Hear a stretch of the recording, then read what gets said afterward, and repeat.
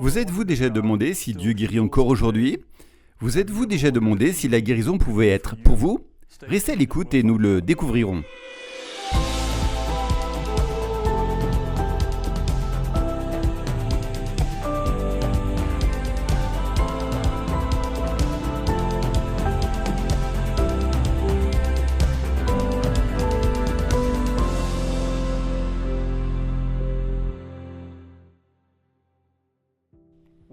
Bienvenue à Charis Daily, je m'appelle Barry Bennett, je suis instructeur à Charis Bible College à Woodland Park, Colorado, et je vais être avec vous quelques minutes et nous allons parler de la guérison. La guérison est un sujet si important et beaucoup de gens sont confus et frustrés à ce sujet. Il y a deux choses principales que nous devons comprendre. D'où vient la maladie et existe-t-il un remède pour la maladie? J'espère donc vous donner matière à réflexion, à prier un message de Dieu indiquant que la guérison est pour vous. Dieu a prévu la guérison pour vous. Toutes les souffrances dans le monde ne viennent pas de Dieu. La souffrance dans le monde vient d'Adam et Ève et de leur péché dans le jardin d'Éden. Cela a déchaîné les ténèbres dans ce monde, cela a déchaîné la mort. La maladie est une mort naissante ou la maladie est la mort dans ses premiers stades. Toute maladie n'a qu'un seul but, tenter de mettre fin à votre vie. Notre corps peut combattre la plupart des maladies ou de nombreuses maladies, mais il y en a certaines que le corps, étant mortel, ne peut pas combattre. Mais il y a un autre remède. Nous avons Dieu, nous avons la parole de Dieu, nous avons l'Esprit de Dieu, nous avons la provision de la grâce de Dieu pour apporter la guérison à nos corps dans cette vie. Et il est si important de le croire, de le savoir, car la plupart d'entre nous, sinon tous, sommes passés par une période de maladie. Et vous n'aimez pas être malade. La maladie vole votre temps, vos relations, votre argent, votre attitude, tout.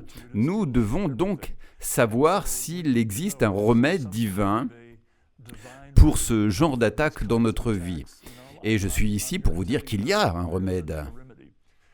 Maintenant, beaucoup de chrétiens croient que Dieu utilise la maladie, ou que Dieu envoie la maladie, ou que Dieu est d'une certaine manière impliqué dans votre maladie pour vous châtier ou pour vous discipliner.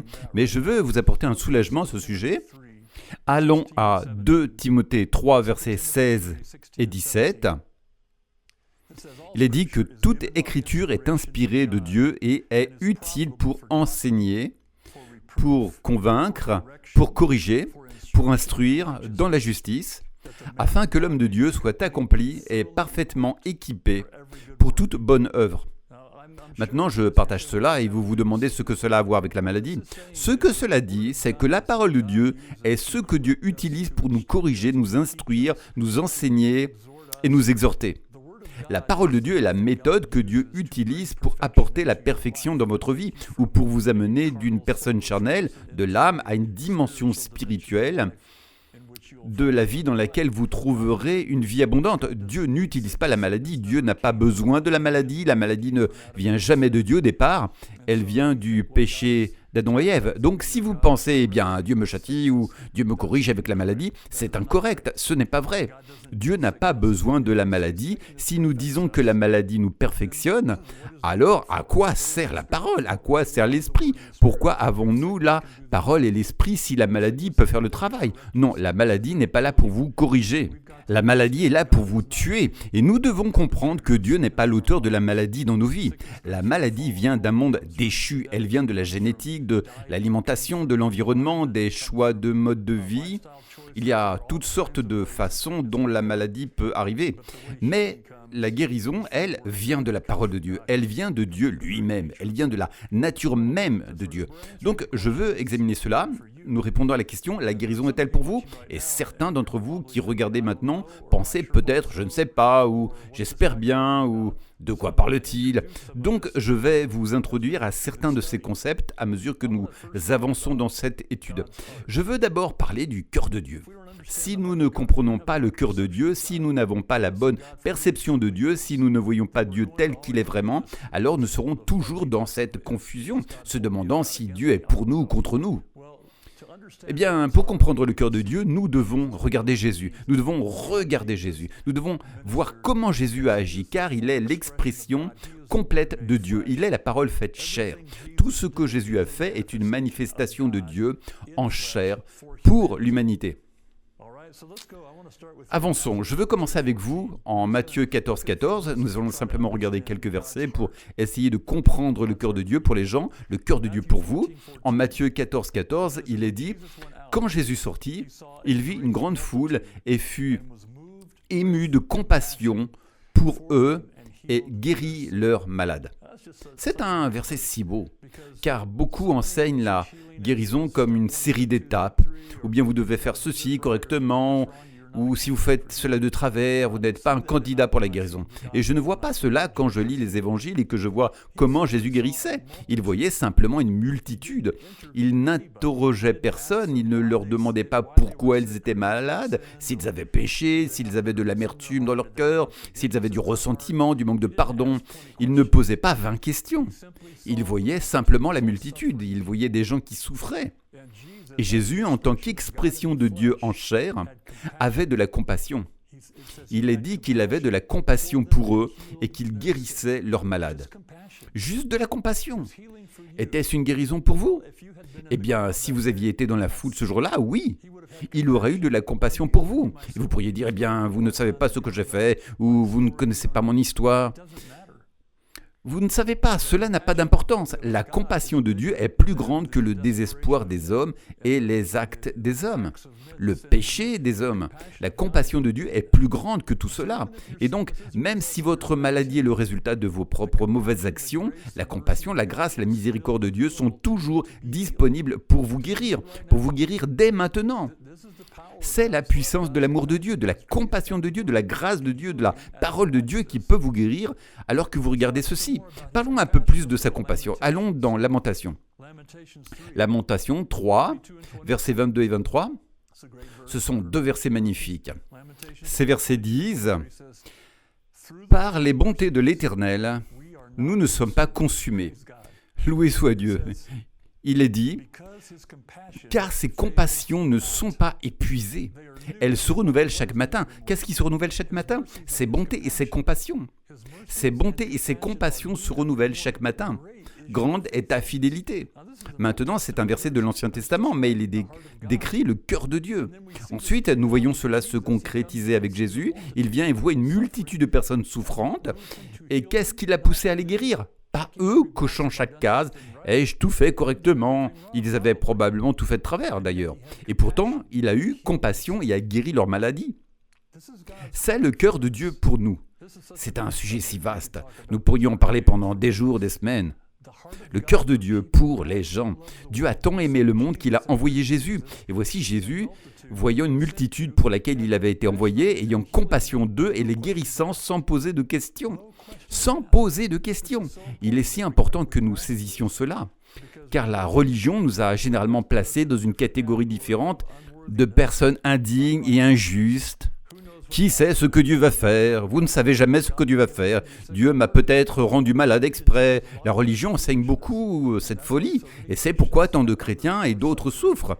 Ils n'ont pas la bonne image de Dieu dans leur cœur. Ils ne voient pas un Dieu de compassion.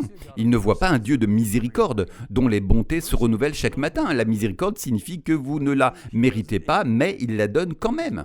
Ses bontés se renouvellent chaque matin. Sa compassion ne faillit jamais. Grande est ta fidélité. Nous avons affaire à un Dieu qui nous aime. Un Dieu qui est tellement intéressé à nous voir rétablis, esprit, âme et corps. Pas seulement votre esprit, mais aussi votre corps, avec lequel vous vivez sur cette terre, et que Dieu prend soin, que Jésus est mort pour guérir par ses meurtrissures. Nous avons été guéris. Et donc, s'imprégner de cette idée, et mieux encore, laisser nos cœurs s'imprégner de cette idée, vous mettra dans une position pour recevoir, non pas ce que vous méritez, mais la miséricorde, la compassion. C'est le cœur de Dieu pour vous. Dieu a de la compassion. Amen. Parlons de la volonté de Dieu pour votre guérison. La volonté de Dieu ne change pas d'un jour à l'autre. La volonté de Dieu est éternelle, elle est déterminée, c'est toujours la même chose. Il y a un autre verset qui parle de toutes ces promesses, 2 Corinthiens 1, 20. Toutes ces promesses sont oui et amen. Elles ne sont pas oui, puis peut-être, puis pas aujourd'hui. Non, elles sont toujours oui. et amen. Toutes les promesses de Dieu, toutes les déclarations, toutes les révélations de ce que la rédemption a acquis pour vous, tout cela est toujours oui. Loué soit Dieu. C'est pourquoi la femme avec la perte de sang a pu s'approcher de Jésus en Marc 5. Il est entouré d'une foule de gens et elle touche le bord de son vêtement avec foi parce qu'elle croyait en sa bonté, en sa compassion, en sa miséricorde. Et elle fut instantanément guérie sans que Jésus ne participe activement parce qu'il est toujours oui et amen. La puissance de Dieu est toujours disponible pour ceux qui le touchent avec foi, ou dans notre cas, qui croient en lui, et qui croient qu'ils reçoivent lorsqu'ils prient. Sa compassion, sa miséricorde se renouvellent chaque matin. Alors, quelle est sa volonté pour votre guérison? Voici un excellent passage en Marc 1, versets 40 à 42. Marc 1, 40 à 42 dit « Un lépreux vint à lui, le supplia, se mit à genoux devant lui et lui dit « Si tu le veux, tu peux me rendre pur. » C'est la seule fois dans l'Écriture où quelqu'un lui demande s'il est disposé. « Si tu le veux, tu peux me rendre pur. » Il sait qu'il peut le faire, mais il n'est pas sûr qu'il veuille le faire. Et c'est là que beaucoup de chrétiens se trouvent aujourd'hui. Nous savons que Dieu pourrait guérir s'il le voulait, mais puisque je ne suis pas guéri, il ne doit pas vouloir. Alors, nous trouvons toutes sortes d'arguments et de points de débat insensés qui disent « Si tu le veux, tu peux me guérir, tu peux me rendre pur. » Alors, Jésus, ému de compassion, encore une fois, Jésus est ému de compassion, il tendit la main, le toucha et lui dit «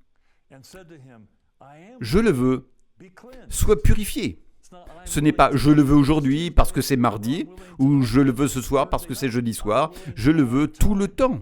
C'est pour cela que je suis venu. Il venait juste d'avoir compassion d'une multitude, comme nous l'avons vu il y a un instant. Un lépreux vient alors à lui et lui demande spécifiquement « Je sais que tu peux le faire si tu le veux ». Il n'a donc pas l'assurance dans son cœur. Et Jésus n'a même pas réprimandé ce manque de foi. Ses bontés se renouvellent chaque matin, c'est une bonne nouvelle. Ses bontés, sa compassion se renouvellent chaque matin. Elles ne faiblissent pas, elles ne vieillissent pas. Et donc, s'il l'a fait pour le lépreux, qui n'était même pas sûr, il le fera pour vous. En fait, il l'a déjà fait pour vous, et il l'a fait pour moi. Il s'agit simplement de se brancher sur cette miséricorde et cette compassion. Il a dit, « Je le veux, sois purifié. » Et le verset 42 dit, « Dès qu'il eut parlé, la lèpre le quitta immédiatement et il fut purifié. » C'est une révélation tellement puissante ici. Même dans son incertitude, la compassion de Jésus était plus que suffisante. Il savait que Dieu était capable, mais il n'était pas sûr que Dieu le veuille. Et Jésus a démontré à la seule personne qui ait jamais posé cette question dans le Nouveau Testament, il a démontré sa volonté. Oui et amen, je le veux, sois purifié. Multitude. Pas d'entrevue, pas de liste de vérification, pas de principe, pas d'étapes 1, 2 et 3. Il a eu juste compassion et il les a guéris. La guérison est-elle pour vous? Oui, elle est pour vous. Elle est pour moi. Nous en avons besoin. Nous avons besoin de la miséricorde de Dieu dans nos vies. Vous avez besoin de sa compassion. La guérison est pour vous. Et nous devons l'accepter dans notre cœur. Alors, allons-y, creusons un peu plus. Allons en Matthieu 9, versets 2 à 7. Matthieu 9, versets 2 à 7. Un passage un peu plus long ici, mais c'est un point tellement important. Il est dit, « Et voici, on lui amena un paralytique couché sur un lit. Jésus, voyant leur foi, dit au paralytique, « Mon fils, prends courage, tes péchés te sont pardonnés. » Maintenant, si j'étais le gars sur la civière et qu'il m'avait porté dans la présence de Jésus et que je suis couché là parce que je veux être guéri et qu'il dit « Tes péchés te sont pardonnés », je dirais « Oui, super, et alors ?» Ce n'est pas pour cela que je suis venu. En d'autres termes, cela ne me paraît pas logique. Je souffre, j'ai besoin de guérison, je ne me soucie pas des péchés. Mais c'est la première chose que Jésus a dite. Ce qui est incroyablement important pour nous à comprendre. Il dit « Mon fils, prends courage, tes péchés te sont pardonnés. » Au verset 3, certains scribes dirent en eux-mêmes « Il y avait donc d'autres incroyants là, des scribes et des pharisiens, des gens qui critiquaient Jésus. Ils dirent en eux-mêmes « Cet homme blasphème. » Mais Jésus, connaissant leurs pensées, dit « Pourquoi pensez-vous du mal dans vos cœurs ?» Leur attitude envers Jésus, envers la guérison et spécifiquement envers le pardon, est une attitude de critique, de cynisme. Ils ne croient pas cela, cet homme blasphème. Et Jésus, connaissant leurs pensées, dit « Pourquoi pensez-vous du mal dans vos cœurs ?» Qu'est-ce qui est le plus facile de dire ? Tes péchés te sont pardonnés ou de dire lève-toi et marche ? C'est intéressant que Jésus ne dise pas lequel est le plus difficile. Il dit lequel est le plus facile ? Les deux sont faciles. L'un est peut-être un peu plus facile ou peut-être sont-ils équivalents. Je ne sais pas lequel est le plus facile. Dire tes péchés te sont pardonnés ou dire lève-toi et marche. Eh bien, tes péchés te sont pardonnés est une chose invisible à l'œil nu, à l'œil naturel. On ne peut pas voir si les péchés de quelqu'un sont pardonnés, mais il vient de pardonner les péchés de cet homme. Alors, qu'est-ce qui est le plus facile à dire ? Dire cela, ce qui ne plaisait pas aux pharisiens ou aux scribes, ou dire « lève-toi et marche ». Eh bien, c'est quelque chose de très tangible, visible. Aujourd'hui, dans l'Église actuelle, il est très facile de dire « tes péchés sont pardonnés », mais très peu sont prêts à dire « lève-toi et marche ». Mais c'est la miséricorde de Dieu, la volonté de Dieu, le cœur de Dieu. Voici le point. Laissez-moi terminer l'histoire ici, verset 6. Mais afin que vous sachiez que le Fils de l'homme a le pouvoir sur la terre de pardonner les péchés. Alors il dit au paralytique, lève-toi, prends ton lit et rentre chez toi. Et il se leva et rentra chez lui. Il s'est levé. Pourquoi ? Comment ? Que s'est-il passé ? Il n'a pas suivi 3 ans de formation biblique, il n'avait pas des tonnes d'enseignements sur la foi. Tout ce qu'il a entendu, c'est la parole de Jésus. Prends ton lit, tes péchés te sont pardonnés, ce qui probablement ne résonnait pas avec lui. Lève-toi, prends ta paillasse et rentre chez toi. Et il l'a fait. Comment est-ce possible ? C'est possible parce que le pardon des péchés est ce qui brise le pouvoir de la maladie. La maladie, si nous voulons le dire ainsi, le péché est la racine et la maladie est un fruit. Tout comme si vous avez une fleur qui pousse ou un légume ou un fruit qui pousse, il y a une racine qui donne naissance au fruit. Mais si vous tuez la racine, vous avez tué le fruit. Cela ne se produit peut-être pas toujours instantanément, mais cela se produira, car si la racine est morte, ce qui pousse à partir de cette racine n'a aucune chance. C'est déjà mort par décret, cela va mourir, cela va se flétrir. Quand il a dit au paralytique, quand Jésus a dit au paralytique, « Tes péchés te sont pardonnés », ce qu'il disait c'est « Je m'occupe de la racine ». Si je m'occupe de la racine, le fruit est parti. Lève-toi et marche. Maintenant, qu'en est-il de nous ? Nous posons la question, la guérison est-elle pour vous ? Vos péchés sont-ils pardonnés ? Maintenant, si vous n'êtes pas sûr, alors vous avez besoin de plus d'enseignements. Je n'ai pas le temps de faire tout cet enseignement, mais si vous avez cru en Jésus, vos péchés sont pardonnés. Ils ont été pardonnés. C'est du passé. En fait, il est dit que vous avez été fait justice de Dieu en Christ. 2 Corinthiens 5, 21. Vous avez été fait justice de Dieu en Christ. 2 Corinthiens 5, 17 dit que vous avez été fait une nouvelle créature. Vous êtes juste, vous êtes pardonné. Non seulement vous êtes pardonné, mais Dieu a choisi de vivre en vous. Quel est le rapport avec la guérison ? Si vous avez été rendu juste, si vous avez été pardonné, la racine a été traitée. Et le fruit de la maladie n'a aucune autorité pour rester. Peu importe si vous péchez encore, peu importe si vous venez de crier après le chien ou votre conjoint, peu importe si vous venez de recevoir une amende pour excès de vitesse, peu importe ce que vous avez fait, êtes-vous pardonné ? Vous ne gagnez pas le pardon. Par grâce, nous sommes sauvés par la foi. Cela ne vient pas de nous-mêmes, c'est un don de Dieu. Êtes-vous pardonné ? Très bien. Le voyez-vous dans votre cœur ? Êtes-vous pardonné ? Êtes-vous juste ? Êtes-vous pur devant Dieu ? Si la réponse est oui, alors elle devrait l'être. Si vous êtes croyant, si la réponse est oui, cela signifie que la maladie n'a aucun droit sur votre corps. Levez-vous, marchez, faites ce que vous ne pouviez pas faire. Voyez-le, recevez-le, croyez-le. Vous pouvez être guéri. La guérison de Dieu est pour vous, ce n'est pas basé sur vous, c'est basé sur la compassion, la volonté de Dieu, sur son pardon. Nous venons de voir 3 choses majeures ici. Il a de la compassion pour les malades. Ce que cela signifie pour moi, c'est que tous ceux que Jésus a guéris avaient été préalablement pardonnés. En d'autres termes, Jésus annonce le royaume et il marche parmi des multitudes et ils sont tous pardonnés parce qu'il leur apporte le royaume. C'est pourquoi ils ont tous été guéris. Ils ne sont pas guéris s'ils ne sont pas pardonnés. Les deux vont de pair.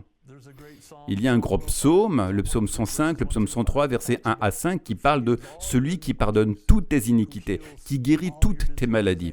Ils sont toujours liés ensemble. Pourquoi ? Parce que le fruit a besoin d'une racine. La maladie a besoin d'une autorité. Le péché est l'autorité. Mais si nous traitons le péché, nous avons traité la maladie. Amen. C'est pourquoi nous pouvons dire la guérison est pour vous. C'est pour vous, c'est pour vous maintenant. Parfois, les gens ressentent simplement le poids se lever en entendant qu'ils ont été pardonnés, qu'ils sont une nouvelle création, qu'ils ont été rendus justes, que Dieu les aime, qu'il a de la compassion, que ses miséricordes se renouvellent en ce moment. Et en entendant cela, bien souvent, on peut simplement lâcher un profond soupir et être guéri. Vous êtes guéri, maintenant votre corps peut réagir immédiatement, ou cela peut prendre du temps, mais si vous pouvez savoir cela dans votre cœur, alors vous pouvez savoir « je suis guéri, je l'ai vécu ». C'est ainsi que la guérison se produit, c'est essentiellement une révélation du don de la justice, que vous êtes pardonné, et de la miséricorde de Dieu, de la compassion de Dieu. Il veut que vous soyez en bonne santé. Il ne vous rend pas malade. Il n'essaie pas de vous enseigner quelque chose par la maladie. Sa parole vous enseigne, sa parole vous corrige si vous en avez besoin. La maladie ne fait pas partie de la boîte à outils de Dieu. D'accord ? Il n'essaie pas de vous rendre malade pour une raison quelconque. Il essaie de vous rendre en bonne santé. Il est mort pour vous rendre en bonne santé. Et il s'est occupé de la racine. Et la racine, c'est le péché. Si la racine a été traitée, le fruit a été traité. Amen. Allons à 1 Jean 2, 12. Et Jean, un des apôtres, écrit une lettre de nombreuses années plus tard et il dit « Je vous écris, petits enfants, parce que vos péchés vous sont pardonnés à cause de son nom. » Ce n'est pas une question de savoir à quel point vous êtes bon. C'est à cause de Jésus. Jésus est allé à la croix pour vous. Vos péchés sont pardonnés à cause de lui. Vos péchés sont pardonnés grâce à Jésus. Et si Jésus a démontré la compassion de Dieu sur terre, combien plus maintenant qu'il vit en vous? Si vous êtes né de nouveau, il vit en vous. Et sa compassion, ses miséricordes sont nouvelles chaque matin. J'aime cette idée. Je me lève chaque matin, c'est un nouveau jour. Peu importe ce qui s'est passé hier, c'est du passé. Ses miséricordes sont nouvelles, sa compassion est nouvelle. Son amour pour moi est constamment renouvelé. Bien que mon homme extérieur périsse avec l'âge, la mortalité, mon homme intérieur est renouvelé jour après jour. La mortalité n'a pas à inclure la maladie. Vous n'avez pas besoin de mourir malade. Lorsque votre temps sur terre arrive à son terme, vous rendez juste l'esprit, vous partez. Vous n'avez pas besoin d'être malade. Vous pouvez être vieux, mais vous n'avez pas besoin d'être malade. Amen. Il nous a pardonné. Lisons-en un autre ici, 1 Jean 2, 2. En parlant de Jésus, il est dit « Il est lui-même une propitiation ». Laissez-moi m'arrêter là. La propitiation signifie qu'il est l'offrande pour le péché, le sacrifice pour le péché. Il est lui-même la propitiation pour nos péchés, c'est-à-dire les croyants, et pas seulement pour les nôtres, mais aussi pour les péchés du monde entier. Autrement dit, lorsque Jésus est mort, il n'est pas mort seulement pour quelques personnes, il est mort pour les péchés du monde entier. Il est devenu péché. Il est dit en 2 Corinthiens 5, 21 qu'il est devenu péché, afin que nous puissions être rendus justes. Oh, loué soit Dieu. Cela a tout à voir avec votre guérison. Vous devez vous voir pardonné. Vous devez voir vos péchés effacés. Aussi loin que l'Est est l'est de l'Ouest. Vous devez voir que vous êtes purs aux yeux de Dieu. Vous pouvez vous tenir devant le trône de la grâce dès maintenant grâce à Jésus. Non pas grâce à vous-même, mais grâce à Jésus. C'est un cadeau gratuit. Et lorsque cela est établi dans votre cœur, il devient très facile de recevoir le reste du cadeau. Dans ce cas, nous parlons de la guérison. La guérison est votre cadeau. C'est votre droit, c'est votre héritage. Vos péchés sont pardonnés. Prenez votre lit et rentrez chez vous. Levez-vous de votre lit, levez-vous de votre chaise, vos péchés sont pardonnés. Vous avez tout à fait le droit d'être guéri. Vous avez tout à fait le droit d'attendre de votre corps qu'il réponde à cela. Votre corps attend simplement qu'une révélation supérieure entre dans votre cœur, supérieure à la révélation de la maladie.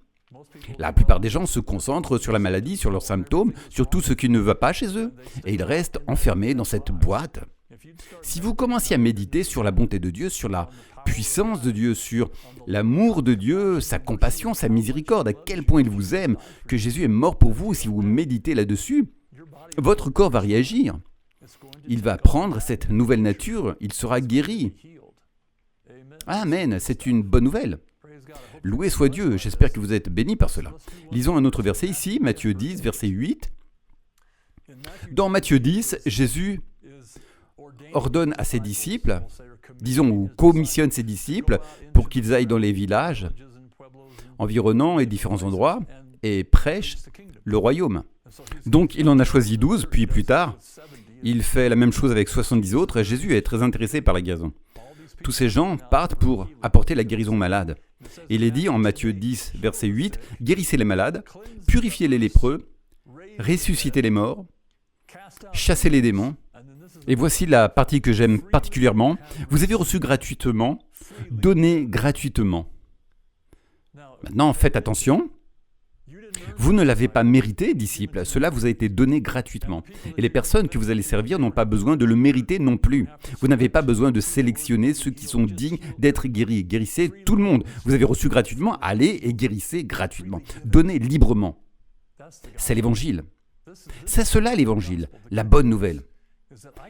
C'est que je ne peux pas le mériter, vous ne pouvez pas le mériter, je ne peux pas être assez bon pour mériter la guérison. Peut-être que je dois changer des choses dans ma vie, peut-être que je dois prendre des décisions différentes, peut-être que je dois me reprendre en main, mais cela n'arrête pas la miséricorde et la compassion de Dieu. Elles sont encore nouvelles chaque matin, elles sont toujours là, elles sont toujours oui, amen, toujours. Et c'est ce que nous devons comprendre dans notre cœur. La question est, la guérison est-elle pour vous? Oui, c'est gratuit. Tout comme le salut est gratuit. Eh bien, ce n'était pas gratuit pour Jésus, il est devenu péché, mais le don est gratuit. Et vous recevez le salut, vous recevez le pardon. Vous pouvez recevoir la joie du Seigneur, vous pouvez recevoir la paix qui surpasse toute intelligence. Tout cela est dans le paquet. C'est dans l'Esprit de Dieu en vous. Toutes les bénédictions, toutes les promesses, toutes les bonnes choses de Dieu sont disponibles. Et elles sont gratuites. Et ensuite, il dit, donnez gratuitement. Ainsi, les ministres qui administrent la guérison se voient comme des vaisseaux de quelque chose de gratuit. Le ministre ne vous guérit pas, le ministre vous rend simplement conscient du fait que la guérison est là pour vous. Croyez-le simplement et recevez-le. Gratuitement nous avons reçu, gratuitement nous pouvons donner. C'est cela l'évangile, cela vous bénira, cela vous libérera. Si vous comprenez que ce n'est pas à propos de « si seulement vous saviez ce que j'ai fait », peu importe ce que vous avez fait. Jésus savait ce que vous aviez fait quand il est allé à la croix, avant même que vous ne soyez nés. Il savait déjà tout cela. Et si j'ai de l'amertume dans mon cœur, eh bien, ce n'est pas bien. Je ne vais pas prêcher en faveur de cela, mais cela n'arrête pas la puissance de guérison de Dieu. La seule chose qui arrêtera la puissance de Dieu de guérison, c'est votre incrédulité. Et si vous ne croyez pas cela, cela va être un problème. Mais si vous croyez à l'Évangile, la guérison est pour vous.